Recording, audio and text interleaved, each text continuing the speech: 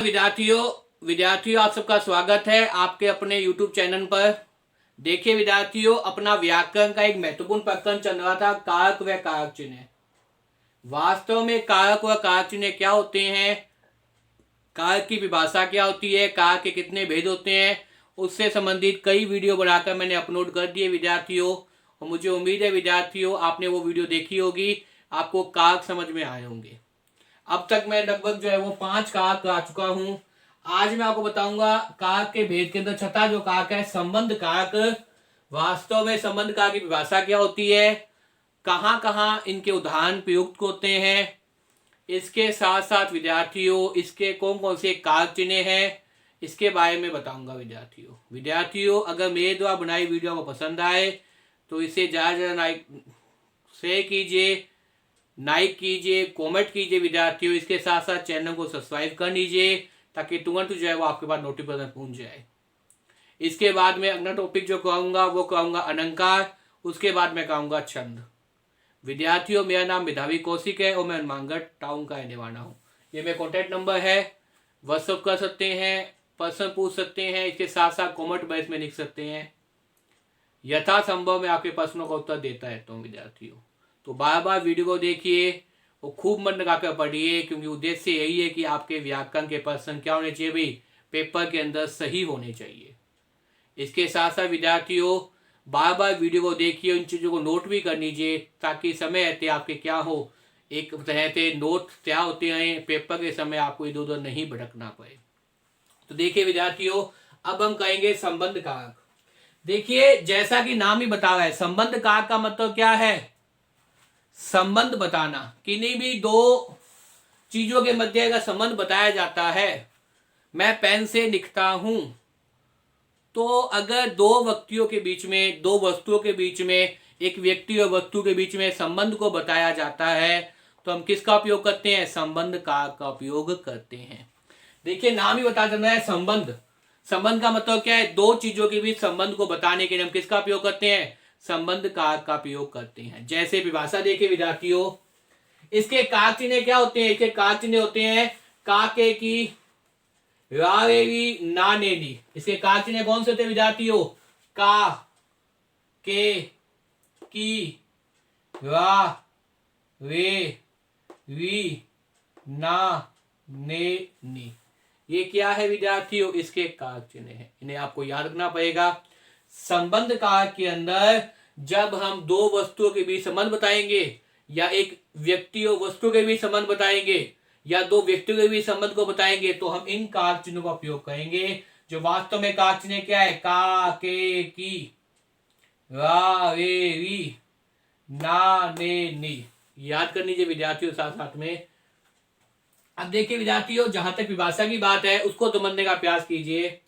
वाक्य में संज्ञा, 3 प्रकार की संज्ञा बताई है। नाम संज्ञा है, व्यक्तिवाचक, जातिवाचक, भाववाचक संज्ञा, अथवा सर्वनाम। संज्ञा के स्थान पर जो काम आते हैं वो सर्वनाम कहते हैं विद्यार्थियों। 6 प्रकार के सर्वनाम है कि जिस रूप से उसके किसी दूसरे के साथ संबंध का ज्ञान हो, संबंध का पता चलता हो, संबंध व्यक्त होता हो, संबंध बताया जाता हो, उसे संबंध कारक कहते हैं। देखिए विद्यार्थियों दोबारा से बात देखिए, वाक्य में संज्ञा अथवा सर्वनाम के, वाक्य में संज्ञा अथवा सर्वनाम के जिस रूप से, वाक्य में संज्ञा अथवा सर्वनाम के जिस रूप से उसके किसी दूसरे के साथ, उसके किसी दूसरे के साथ संबंध का क्या होता हो, ज्ञान होता हो।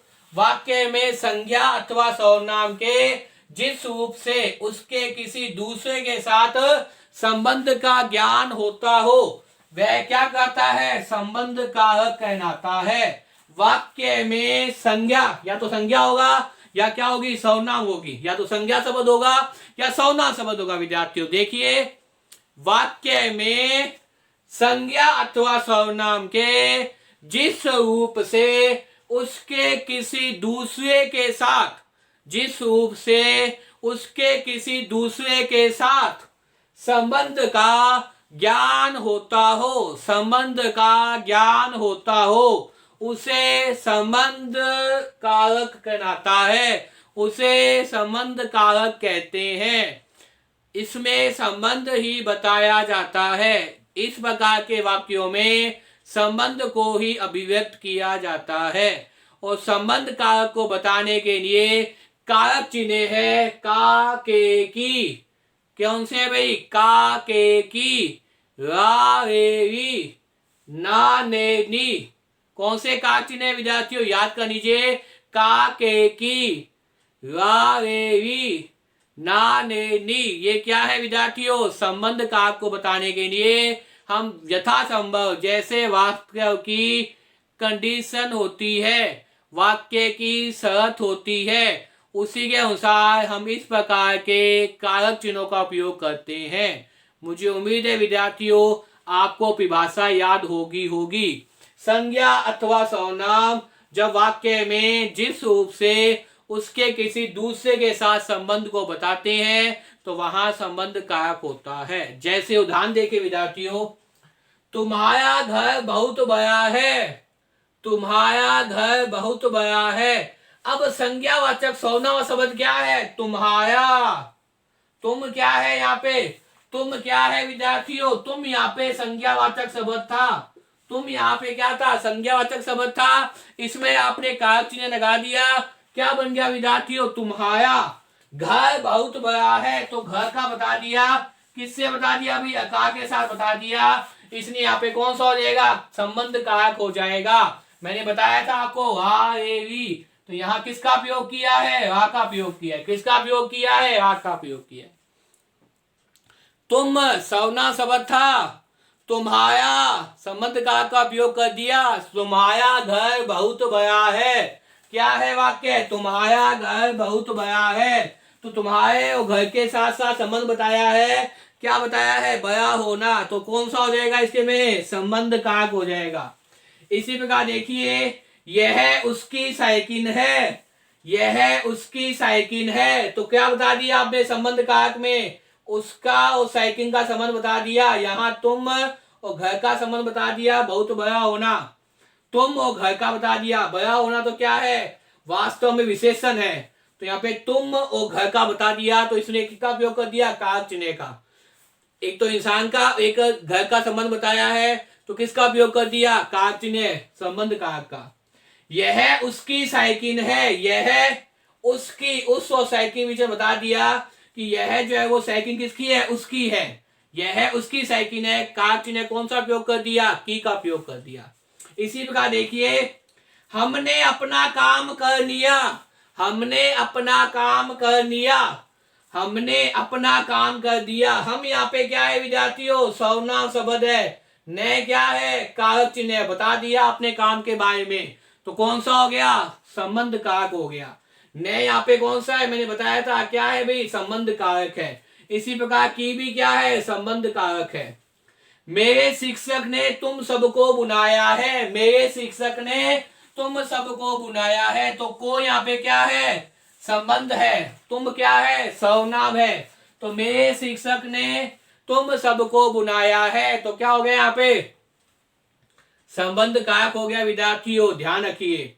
यह किताब मेज की है। किताब और मेज के में संबंध बता दिया और किसका प्रयोग कर दिया? की का प्रयोग कर दिया। तो क्या हो गया यहाँ पे? क्या हो गया यहाँ पे? संबंध कारक हो गया। दोबारा देखिए, तुम्हारा घर बहुत बड़ा है, तो रा का प्रयोग कर दिया। रा भी क्या है? संबंध कारक है। तुम्हारा घर बहुत बड़ा है। तुम्हारा घर बहुत बड़ा है, यहाँ क्या है? संबंध कारक। यह उसकी साइकिल है। यह उसकी साइकिल है। की क्या है? संबंध कारक। यह उसकी साइकिल है। की क्या है? संबंध कारक। हमने अपना काम कर लिया। ने क्या है? संबंध कारक। हमने अपना काम कर लिया। ने क्या है? संबंध कारक। मेरे शिक्षक ने तुम सबको बुलाया है। मेरे शिक्षक ने तुम सबको बुलाया है। को क्या है? संबंध कारक। को क्या है? संबंध कारक। यह किताब मेज की है। की क्या है? संबंध कारक। मुझे उम्मीद है विद्यार्थियों इस वीडियो को देखने के बाद में आपको संबंध कारक समझ में आ गया होगा। अगर विद्यार्थियों मेरे द्वारा तैयार की वीडियो को पसंद आए तो इसे ज्यादा से ज्यादा शेयर कीजिए, लाइक कीजिए और कमेंट कीजिए विद्यार्थियों, और चैनल को सब्सक्राइब कर लीजिए और खूब मन लगाकर पढ़िए, जिससे पेपर में व्याकरण संबंधी प्रश्न गलत न हो। बार बार वीडियो को देखिए और याद करने का प्रयास कीजिए। धन्यवाद विद्यार्थियों।